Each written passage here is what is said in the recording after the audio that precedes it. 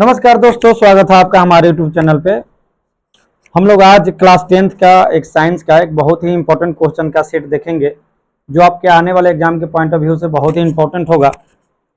तो चलिए देखते हैं। पहला क्वेश्चन है, समतल दर्पण द्वारा बना प्रतिबिंब कैसा होता है। यानी समतल दर्पण में जो प्रतिबिंब बनता है वो कैसा होता है, तो उसका आंसर क्या हो जाएगा, काल्पनिक। समतल दर्पण द्वारा बना प्रतिबिंब जो होता है वो काल्पनिक होता है। नेक्स्ट क्वेश्चन है, प्रकाश के परावर्तन के कितने नियम हैं। प्रकाश के परावर्तन के कितने नियम हैं, तो दो नियम हैं। प्रकाश के परावर्तन के दो नियम होते हैं। पहला नियम जो है, यानी कि परावर्तित किरण, आपतित किरण, परावर्तित किरण और आपतन बिंदु पर खींचा गया अभिलंब तीनों एक ही समतल में होता है। तो पहला नियम क्या है, आपतित किरण, परावर्तित किरण और आपतन बिंदु पर खींचा गया अभिलंब तीनों एक ही समतल में होता है। और दूसरा, आपतन कोण परावर्तन कोण के बराबर होता है। नेक्स्ट क्वेश्चन है, परावर्तन कोण होता है, तो परावर्तित किरण और दर्पण की सतह पर खींचे गए अभिलंब के बीच का कोण। परावर्तन कोण क्या होता है, परावर्तित किरण और दर्पण की सतह के बीच खींचे गए जो कोण होता है वही परावर्तन कोण होता है। नेक्स्ट क्वेश्चन है, वस्तु से छोटा और आभासी प्रतिबिंब किस दर्पण से प्राप्त होता है। वस्तु से छोटा और आभासी प्रतिबिंब जो है वो किस दर्पण में प्राप्त होता है, किस दर्पण द्वारा वस्तु से छोटा और आभासी प्रतिबिंब बनता है, तो उत्तल दर्पण द्वारा। इसका आंसर हो जाएगा उत्तल दर्पण।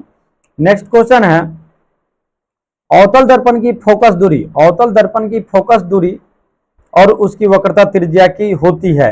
अवतल दर्पण की फोकस दूरी उसकी वक्रता त्रिज्या की क्या होती है, आधी होती है। यानी कि अवतल दर्पण और उसकी वक्रता त्रिज्या का आपको संबंध बताना है। नेक्स्ट क्वेश्चन है, मोटर गाड़ी के चालक के सामने लगा हुआ रहता है। मोटर गाड़ी के चालक के सामने जो लेंस दर्पण लगा हुआ होता है तो कौन सा दर्पण होता है, उत्तल दर्पण होता है। नेक्स्ट क्वेश्चन है, उत्तल दर्पण द्वारा बना प्रतिबिंब होता है, तो उत्तल दर्पण द्वारा बना प्रतिबिंब जो होता है वो हमेशा सीधा होता है।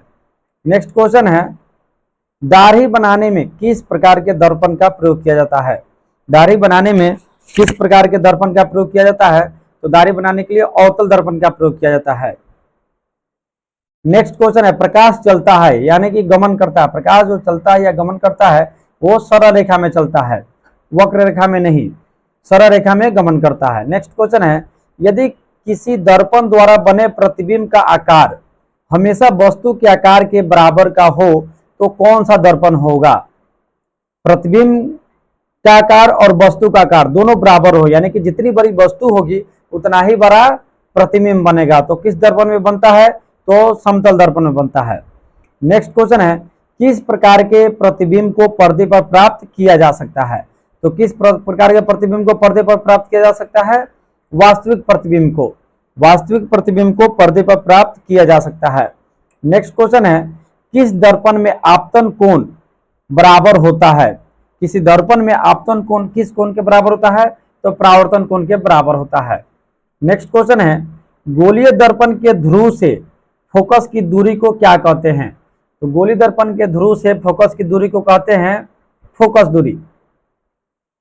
नेक्स्ट क्वेश्चन है, गोलीय दर्पण की वक्रता त्रिज्या उसकी फोकस दूरी की होती है। गोलीय दर्पण की वक्रता त्रिज्या आर जो होता है, आर होता है 2f का, यानी कि वक्रता त्रिज्या जो है वो फोकस दूरी की दोगुनी होती है। यानी कि अगर f का मान कहा जाए, f इक्वल टू जो होगा r/2, यानी कि वक्रता त्रिज्या की आधी होती है। नेक्स्ट क्वेश्चन है, निर्देशांक चिन्ह परिपाटी के अनुसार आपतित किरण की दिशा में मापी गई सारी दूरियां होती है। आपतित किरण की दिशा में जो भी दूरियां मापी जाती है वो धनात्मक होता है, यानी कि पॉजिटिव होता है। नेक्स्ट क्वेश्चन है, सभी दूरियां गोलीय दर्पण में कहां से मापी जाती है, तो सभी दूरियां जो गोलीय दर्पण में ध्रुव से मापी जाती हैं। नेक्स्ट क्वेश्चन है, निर्देशांक चिन्ह परिपाटी के अनुसार अवतल दर्पण की फोकस दूरी होती है, तो अवतल दर्पण की फोकस दूरी जो होती है वो ऋणात्मक होती है। नेक्स्ट क्वेश्चन है, प्रतिबिंब की ऊंचाई और वस्तु की ऊंचाई के अनुपात को क्या कहा जाता है। तो प्रतिबिंब की ऊंचाई और वस्तु की ऊंचाई के अनुपात को आवर्धन कहा जाता है। आवर्धन का ये डेफिनेशन हो गया। नेक्स्ट क्वेश्चन है, आवर्धन का धनात्मक मान किस प्रकार के प्रतिबिंब को इंगित करता है। तो आवर्धन का जो धनात्मक मान अगर पॉजिटिव मान आता है, पॉजिटिव मान अगर आता है पॉजिटिव, तो वह आभासी प्रतिबिंब होगा या काल्पनिक प्रतिबिंब होगा। नेक्स्ट क्वेश्चन है, नेक्स्ट क्वेश्चन, सौर ऊर्जा को संचित करने के लिए किस प्रकार के दर्पण का उपयोग किया जाता है? तो सौर ऊर्जा को संचित करने के लिए यानी कि एक जगह केंद्रित करने के लिए, इकट्ठा करने के लिए अवतल दर्पण का उपयोग किया जाता है। इसलिए यह भी कहा जाता है कि अवतल दर्पण को आंख के सामने रख करके सूर्य को नहीं देखना चाहिए, क्योंकि सूर्य से आने वाली किरण को अवतल दर्पण एक जगह केंद्रित कर देता है, जिससे कि आंख क्षतिग्रस्त हो जाती है। इसलिए आंख के सामने रख करके अवतल दर्पण को नहीं देखना चाहिए। जिस वस्तु से प्रकाश निकलता है उसे क्या कहते हैं? तो जिस वस्तु से प्रकाश निकलता है उसे प्रकाश स्रोत कहा जाता है। नेक्स्ट क्वेश्चन है, समतल दर्पण पर पड़ने वाली एक ही प्रकाश की कितने परावर्तित किरणें हो सकती है? तो समतल दर्पण पर पड़ने वाली एक ही प्रकाश की निम्नलिखित परावर्तित किरणें हो सकती है, तो आपतित किरण और परावर्तित किरण। नेक्स्ट क्वेश्चन है, समतल दर्पण पर लंबवत पड़ने वाली किरण किस प्रकार परावर्तित होती है? तो समतल दर्पण पर लंबवत पड़ने वाली जो प्रकाश की किरण होती है, परावर्तन के बाद उसी पथ पे वापस लौट जाती है। समतल दर्पण पर अभिलंब आपतन के लिए परावर्तन कोण का मान कितना होता है? तो 90 डिग्री का होता है। समतल दर्पण पर अभिलंब आपतन के लिए परावर्तन कोण का जो मान होता है वो 90 डिग्री का होता है। प्रकाश के परावर्तन के कितने नियम है? तो प्रकाश के परावर्तन के 2 नियम होते हैं। नेक्स्ट है, समतल दर्पण में वस्तु की दूरी और प्रतिबिंब की दूरी में क्या संबंध होता है? तो समतल दर्पण में यानी कि समतल दर्पण जो हम अपने घरों में यूज करते हैं चेहरा देखने के लिए, वो समतल दर्पण ही होता है। और समतल दर्पण में जितनी दूरी पे वस्तु होती है उतनी ही दूरी पर प्रतिबिंब भी होती है। नेक्स्ट क्वेश्चन है, गोलीय दर्पण कितने प्रकार के होते हैं? गोलीय दर्पण 2 प्रकार के होते हैं, अवतल दर्पण और उत्तल दर्पण। गोलीय दर्पण का मुख्य अक्ष क्या होता है? गोलीय दर्पण के ध्रुव से वक्रता केंद्र को मिलाने वाली सरल रेखा को दर्पण का प्रधान अक्ष या मुख्य अक्ष कहा जाता है। नेक्स्ट है, अवतल दर्पण के फोकस की परिभाषा दे। तो किसी अवतल दर्पण का फोकस उसकी मुख्य अक्ष पर वह बिंदु होता है जहां मुख्य अक्ष के समानांतर आती प्रकाश की किरणें दर्पण से परावर्तन के बाद मिलती है।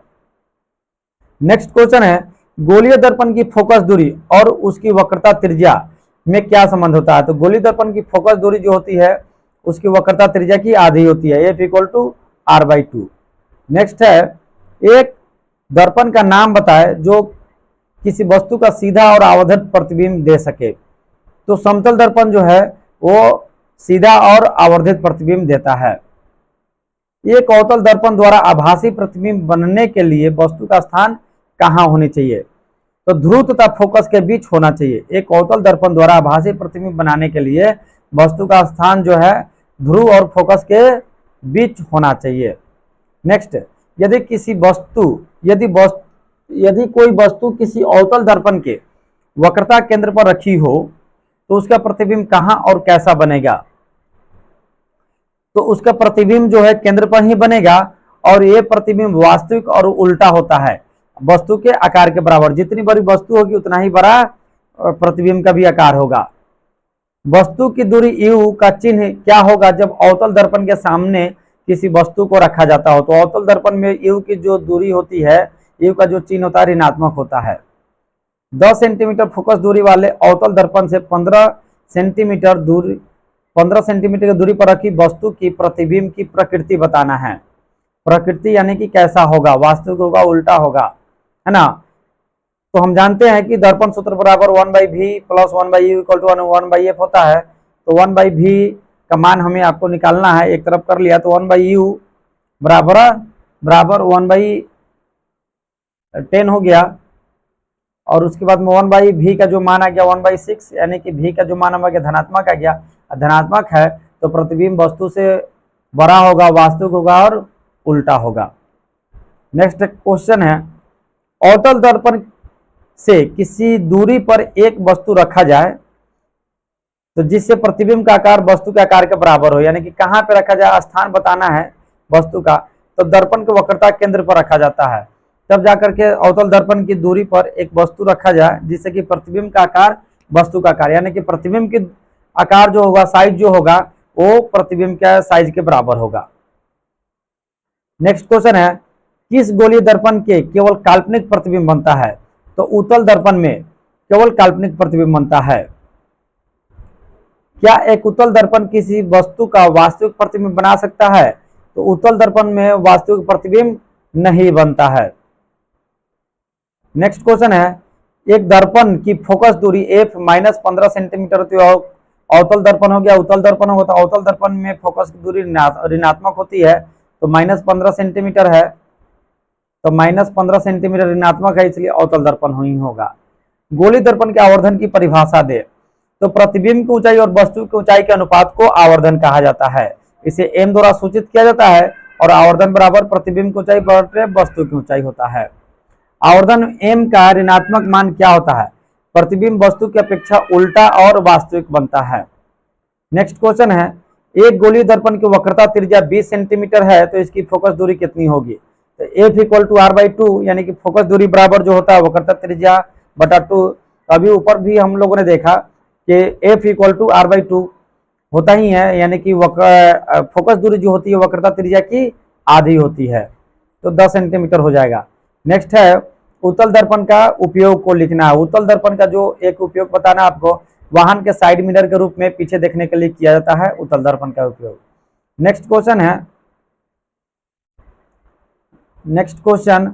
एक उत्तल दर्पण की फोकस दूरी ज्ञात करना है जिसकी वक्रता त्रिज्या 32 सेंटीमीटर है, तो फोकस दूरी क्या हो जाएगा? f इक्वल टू r/2, यानी कि 16 सेंटीमीटर हो जाएगा। काल्पनिक प्रतिबिंब से आप क्या समझते हैं? तो काल्पनिक प्रतिबिंब जो होता है, किसी वस्तु स्रोत से आती प्रकाश की किरणें परावर्तन के बाद जिस बिंदु पर आती है या आती हुई प्रतीत होती है, उसे उस बिंदु स्रोत का काल्पनिक प्रतिबिंब कहा जाता है। समतल दर्पण में आवर्धन m इक्वल टू +1 का अर्थ होता है, क्या होता है ये बताना आपको। तो समतल दर्पण में आवर्धन m बराबर +1 यह बताता है कि प्रतिबिंब का आकार वस्तु के आकार के बराबर है, और m धनात्मक मान यह बताता है कि प्रतिबिंब का जो होगा वस्तु की अपेक्षा सीधा होगा।